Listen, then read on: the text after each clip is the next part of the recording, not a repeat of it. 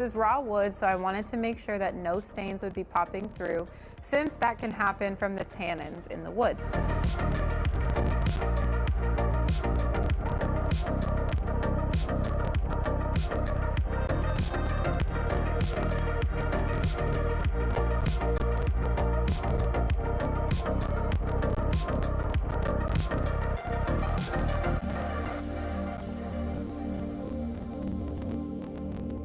Once the wallpaper was dry the next day, I took my sander and just sort of trimmed off the extra wallpaper that was dangling over the edge of each drawer. Then I grabbed my sprayer and used the color Cade's Cove by Lily Moon in her opulent all-in-one paint line. I used my Wagner sprayer, which really allowed me to get a great coverage and a very smooth finish. In total, I needed 2 coats of this green, and in between coats, I did sand just very lightly on the flat surfaces so that I could smooth everything out.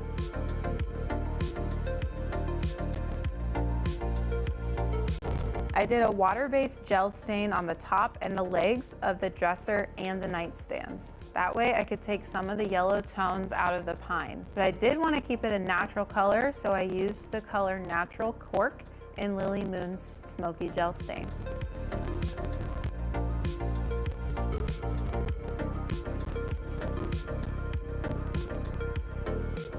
I went ahead and drilled some holes for the new hardware that I found on Amazon, and then I put all the drawers in and attached the new hardware.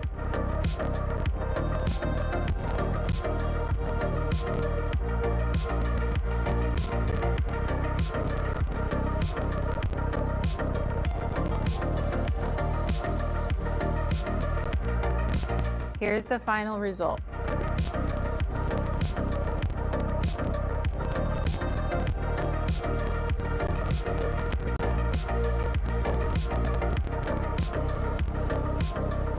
I could not be happier with the way that this set turned out. This was definitely a passion project, so I really wasn't looking to earn a huge killing on this set once I sold it on Facebook Marketplace. All in all, the furniture cost me about $500, and all of the materials added up to around $50. So after being in at $550, I ended up selling the entire set for $725, still giving me a total profit of $175. On the 8th day of Flipmas, I grabbed this Lane cedar chest for $35 off of Facebook.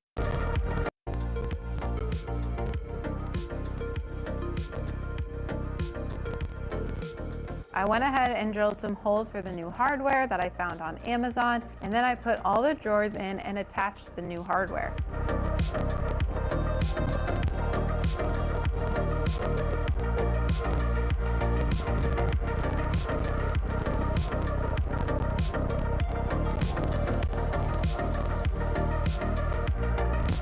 Here's the final result.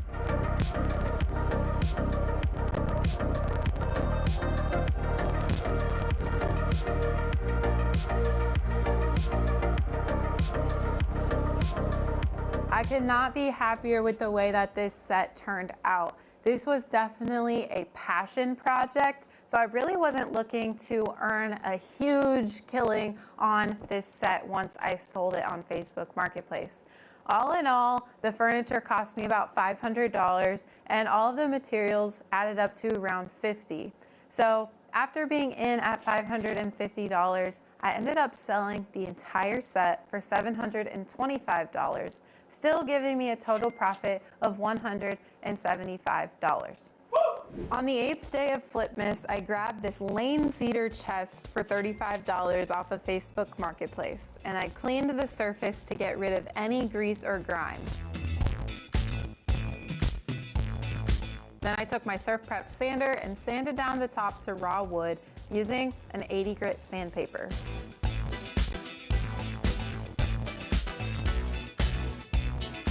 I removed the base of the cedar chest using my Ryobi electric screwdriver, and then I pried it off the rest of the way. I had a look in mind that didn't include this outdated base. I filled in the original hardware holes with Bondo, and then got to cutting these molding pieces that I was going to be putting on front of the chest.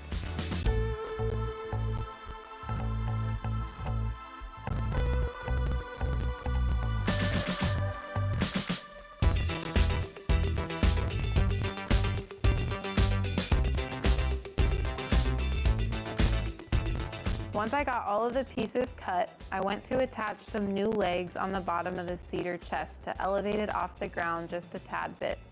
I got these legs on Amazon and installed the brackets for all 4 legs in the corners.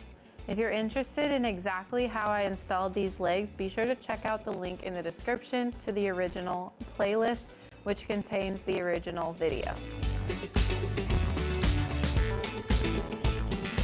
It was time to sand back the Bondo and glue on the trim molding pieces, which I also used my brad nailer for just a little bit of extra adhesion.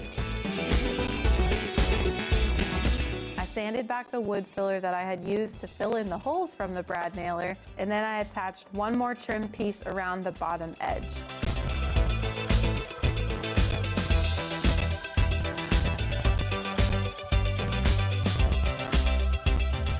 Here it is before it gets painted, and then of course I taped off the cedar so that I wouldn't get any paint on the edges. I used Lily Moon's Eclipse primer in the color white just to make sure that no stain was going to be popping through, since it was going to be a lighter color. Then I took Ivory Coast from her Opulent paint line and whitewashed the top of the cedar chest. I really liked how this lightened up the wood, but yet you could still see the wood grain. I needed to do a little bit more of the filling of those hardware holes, and then I sanded back the Bondo one more time and primed once again.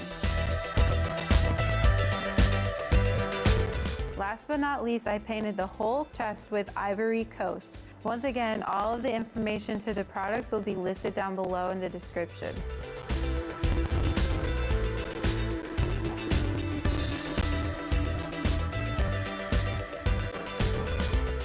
I did 2 coats of the Ivory Coast, removed the tape, and look at that crisp line.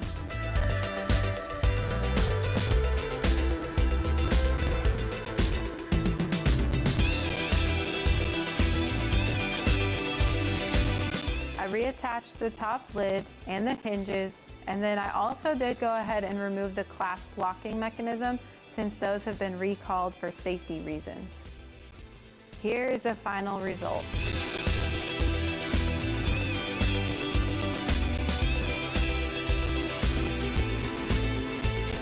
Little makeover.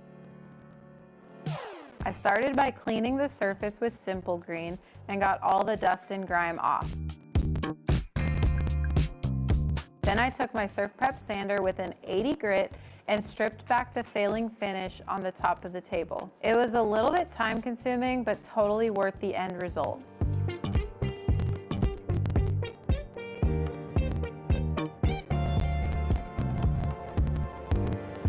I decided that I was going to turn this into a coffee table since it was pretty awkward with the height it was currently at. So I went ahead and cut off 10 inches of the legs using my Ryobi circular saw. It was the perfect height after I cut the legs down. So I decided that I wanted to go full send on stripping back the finish of the entire table. I used a 80 grit sandpaper for this job.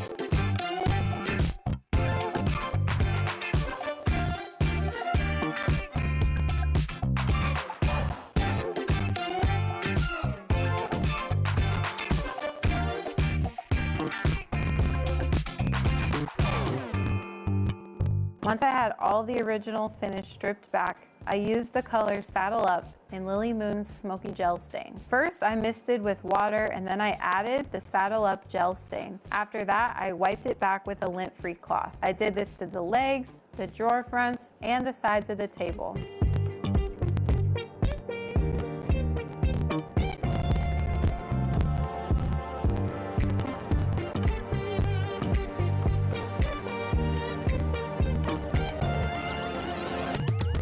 For the top of the table, I used the color White Oak Barrel and did the same process. I really like the contrast that the top has with the bottom. I taped off the cane area in the drawer fronts, and then I painted it with the color Sandbar from Dixie Belle.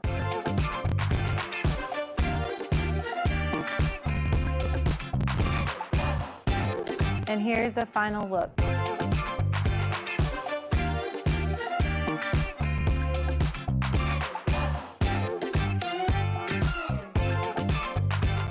really love how this table came out, and I'm so glad that I decided to chop off those legs like you guys suggested over on Instagram.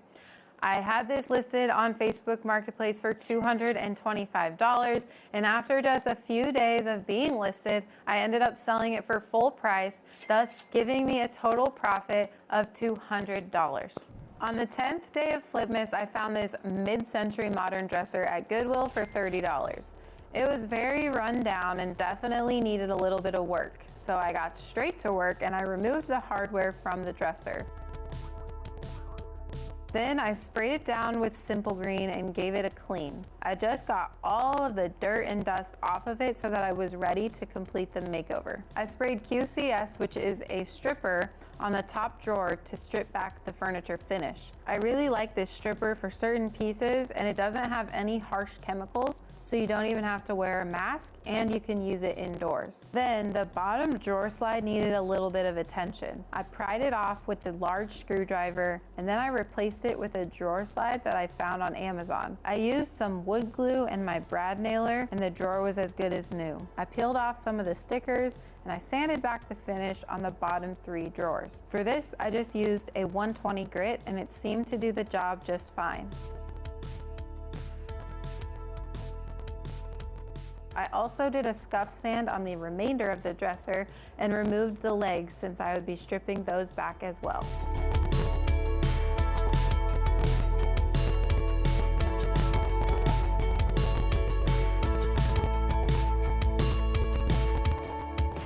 After spraying another layer of QCS on the top drawer, I was able to strip back that finish, and it looked really nice.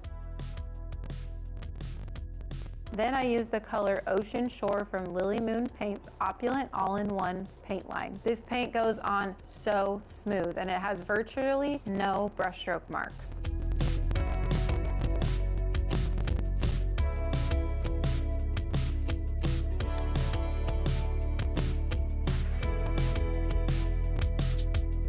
Once that coat was on and drying, I took my 80 grit sandpaper and sanded back the legs, since they were pretty scratched up. Then I used Tennessee Whiskey Gel Stain and gave those legs a new color. I also stained the top drawer just a tad bit to match the legs.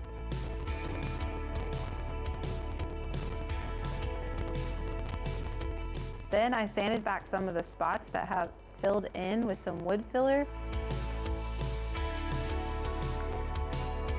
and then did a second coat of Ocean Shore.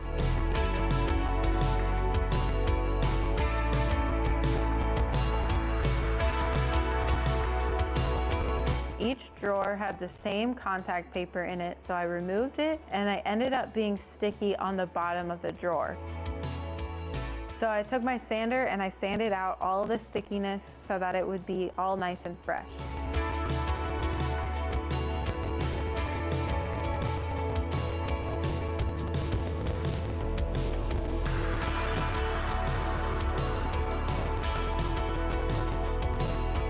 I reattached the legs, and I also put on new hardware.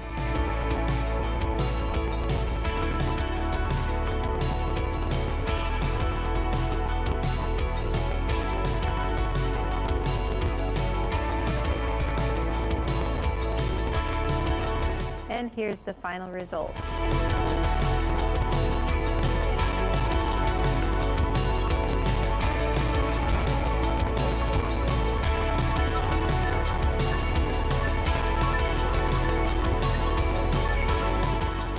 It was a very simple flip that only took me 3 or 4 hours to complete. In case you guys were wondering, because I got a lot of comments on the original video, that top drawer is really easy to open, even though it doesn't have a handle on it. All you do is slide your fingers underneath, and there is a little space, and you just pull it right out. If there was supposed to be hardware on it, I definitely would have attached that, but there were no original hardware holes, so that's why I didn't put any hardware on there. I listed that piece on Facebook Marketplace for $300, and then that same day, I ended up selling it for the full asking price of $300, and after material cost and the cost